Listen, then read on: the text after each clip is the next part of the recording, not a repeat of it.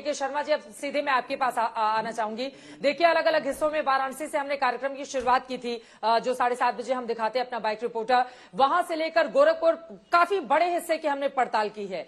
ये बात बिल्कुल सच है कि आपके ज्यादातर विधायक ऐसे हैं जिनके खिलाफ जबरदस्त नाराजगी इस वक्त उत्तर प्रदेश में अलग अलग हिस्सों में देखने को मिल रही है, जहां से वो लोग विधायक हैं। आगरा में भी इसी तरह की स्थिति है। आपसे कुछ देर पहले हमने लोगों से बातचीत की है, लेकिन इसके बाद अगर योगी और मोदी जी की उनकी तमाम उपलब्धियां लेकर सरकार की बड़ाई करके आप लोगों के बीच में जाएंगे तो भरोसा कैसे दिलाएंगे कि भाई विधायक ने काम नहीं किया? क्या आला कमान ने नजर नहीं रखी कि अगर इलाके में काम नहीं हो रहा है, विधायक काम नहीं कर रहा है, तो सरकार की भी तो ये जिम्मेदारी है कि इलाके में कामकाज क्यों नहीं हुआ, विधायक इतने दिनों तक गायब क्यों रहे?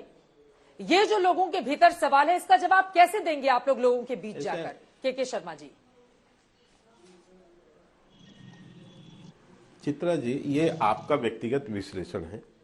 हम पार्टी हैं, हम कैडर बेस्ड पार्टी हैं।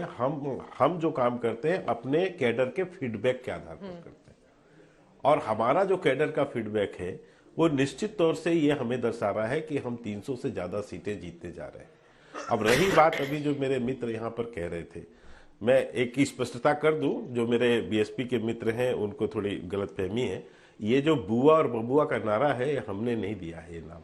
ये नाम जो है बकायदा मीडिया में, और वो भी बुआ बबुआ आप लोग कहते रहे हैं, और यूपी के 2 छोरे, ये भी जो है वहां का ही नारा है। तो इसलिए कोई अपशब्द नहीं है। यदि अपशब्द था तो नारा क्यों दिया था? तो इसलिए मैं आपको कहता हूं कि पहले थोड़ी पुरानी जानकारी अपने साथ रख के फिर टीवी में बोला कीजिए। अब रही बात चित्रा जी की वहां अभी ये तमाम जाति पाति की बात कर रहे थे, मैं आपको एक नई बात कहता हूं। उत्तर प्रदेश में अब 2014, 2017 और 2019 के चुनाव के बाद यह स्पष्ट हो गया है कि उत्तर प्रदेश की जनता न ही जातिवाद, न ही वंशवाद, न परिवारवाद और न ही तुष्टीकरण पर आधारित इस पर कोई वोट करने वाली है।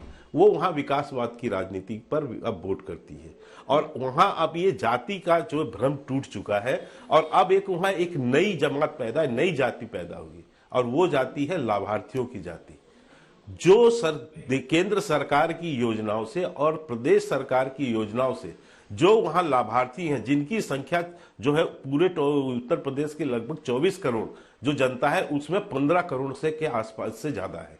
वो जो 15 करोड़ की जनता है, उसमें सभी वर्ग, सभी धर्म, सभी समुदाय के जो है वो गरीब, शोषित, वंचित, पीड़ित जो भाई बहन है, वो सब उसमें समाहित होते हैं।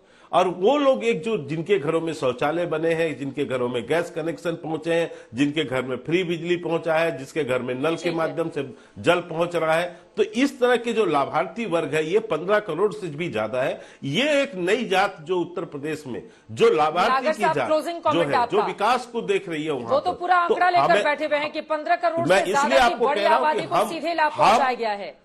तो जिसको सीधे लाभ मिला है, सीधे लाभ पहुंचाया, और हम उसी वो हमको आशीर्वाद देंगे और उसके आशीर्वाद से। ठीक है नागर साहब, वो कह रहे हैं आशीर्वाद मिलेगा उनका हमें। देखिए, पहली बात तो ये कि जो भारत सरकार और प्रदेश सरकार की स्कीम है, क्या वो असलियत में नीचे तक पहुंच रही हैं? पहले तो इस बारे में सोचना पड़ेगा। और दूसरा, इसके बाद भी प्रदेश की, खासकर उत्तर प्रदेश में और देश में आज पिछड़ों के बारे में जो चीजें, जो 54% है, जो चीजें उठ के आई हैं, जो पार्लियामेंट में माननीय प्रधानमंत्री जी अपने आप आके कहते हैं कि इतने दलित मंत्री बनाए हैं और इतने पिछड़ों में से मंत्री भारत सरकार में बनाए हैं, तो ये अछूती नहीं है कि जातिवाद से संबंधित पूरे देश में ही है और उत्तर प्रदेश में तो खास करके है।